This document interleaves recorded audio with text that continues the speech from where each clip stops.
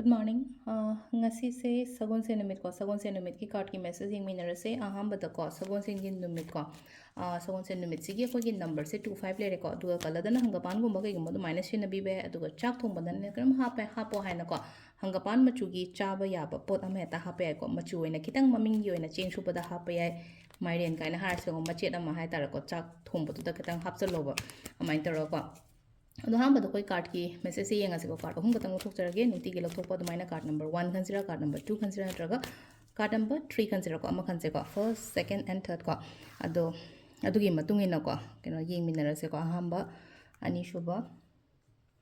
अहम सुबह को first card second card and third card को हाइडी फर्स्ट कार्ड खान बंगे येंगा से को फर्स्ट कार्ड की करी एनर्जीज लाके तो को फर्स्ट कार्ड की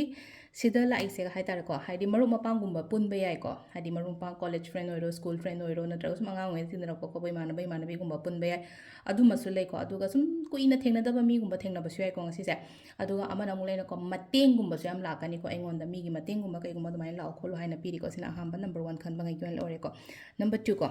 नंबर 2 सिदा को होटनवो यामना हसिक साइ तारे को होटनवो नोमो सुवो हाय को फमगा लेगदबा मतम नते को हाइदी लेरिबा कैनो से हाय तारे को हजे हजे लेरिबा सिचुएशंस हाय गदर कई हाय गदर यामना होटनगदबा मतम ने कॉम्पिटिशंस कॉम्पिटिटिव को कैनो गातना हाइदे चैलेंजेस मयाम अम लेको अदुम्बा मयाम दो कमाइना तौगदगे हाय कांसिदा हाइदा यावगे न खल्लगदे ए होनबा मचंगिना नंबर 2 गिसना को नंबर 3 सिना हाइदी सक्सेस ngasi से केनोम लेना खलसे को थब इंखा पेखा नुका के चतोने कोतोने हारगदी अदुगी पोतो माइ पाकपा अदमाइना ओइनो दो फजना माइ पाकपा अदमाइना ओइनो ओइबतो को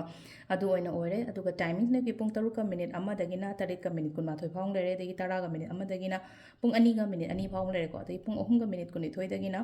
नुंगा ओइरम नुनधिन गिनी को से 3 का मिनिट कुनि थोय देना नुंदांग गिनी 5 का मिनिट 2 फाउंग लेरे को देन ना थेंगमना 13 का मिनिट कुनि थोय देना अमा का मिनिट अमा फाउंग लेरे अदुगा अमा पुंग 2 का मिनिट फुमा थोय देना नोंगालम दागी पुंग 3 का मिनिट अमा फाउंग लेको सिसना खगी ngasi oina phaba timing ko adu sida lere khoi gi daily card message se ma'am thank you